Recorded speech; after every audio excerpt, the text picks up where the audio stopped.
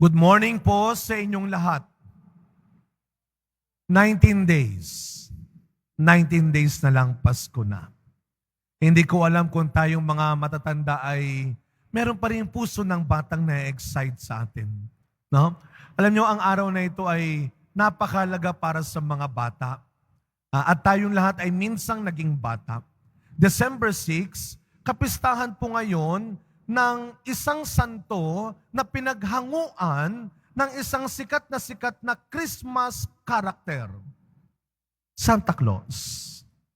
Ang mamang may balbas na puti na nakapula. Kanino hinango ang karakter na ito? Sa isang obispong santo na ang pangalay San Nicolas. Siya po ay tunay na tao. At yung pagiging mapagbigay ni Santa Claus, doon hinango sa kanya. Sapagkat si San Nicolas ay hindi lamang lumaban sa mga nagpasimula ng tinatawag na Arianism, isang maling pananampalataya. Ano yung Arianism? Ito'y paniniwala na si Kristo ay hindi Diyos, kundi tao lamang.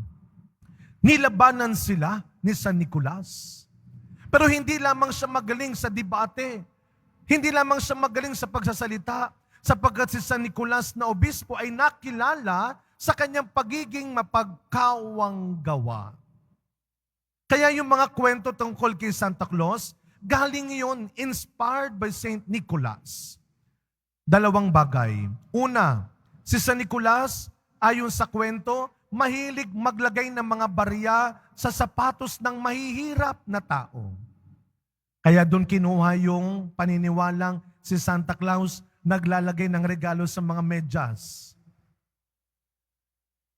Mapagkawang gawa. Yung kantang, "You better watch out, you better not cry." Kung titignan natin sa ating Kristiyanong pananampalataya, yung panawagang, "Wag na kayong malungkot." Ang panahon ng Adbyento ay panahon ng pag-asa. Hindi si Santa Claus ang darating na pinaghahandaan natin, kundi ang Panginoong tagapagligtas natin. Sapagkat si Kristo ang sabi ng unang pagbasa, ang siyang papawi sa bawat luha ng mga tao. Papawiin niya ang pagod, ang gutom, ang hirap ng mga tao. Pero paano ginawa ni Kristo yon? Nang siya ay nagkatawang tao. Sa ating ebanghelyo, narinig natin kung paano pinawi ni Kristo ang lungkot, ang gutom, ang takot ng mga tao. Hindi sa mga pangakong paasa lang. Hindi sa matatamis na salita lang. Hindi sa magagandang ideya lang na hanggang dito lang. At hindi naman nararamdaman. At hindi naman nararanasan.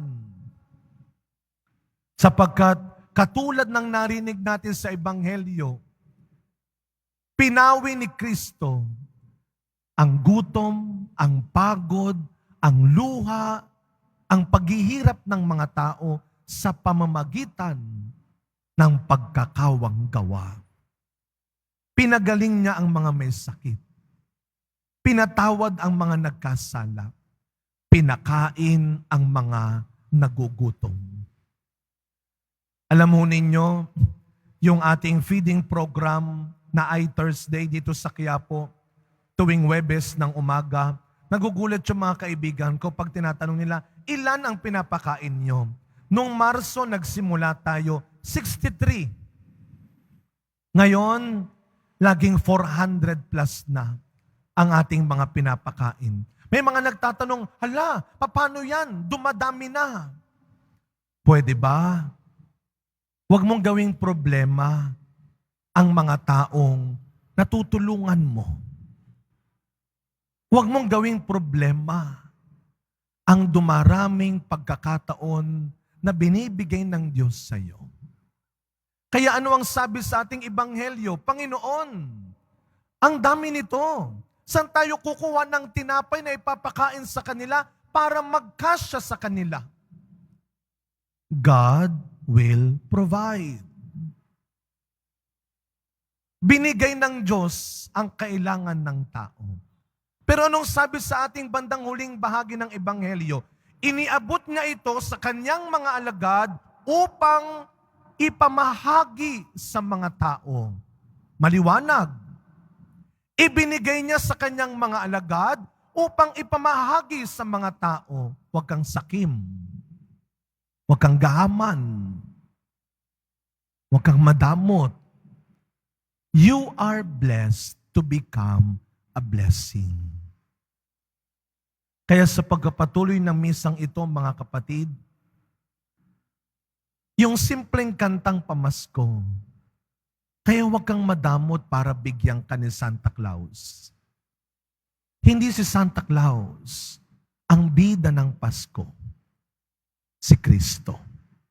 Sapagkat ang ibibigay ni Kristo, hindi lang kaligayahan mo sa mundo, kundi ang kaligtasan ng buhay mo. Araw-araw, naghahanda tayo. Araw-araw, nagbibigay tayo. At huwag nating kalilimutan, araw-araw, binibigyan tayo. You are blessed to become a blessing. Amen.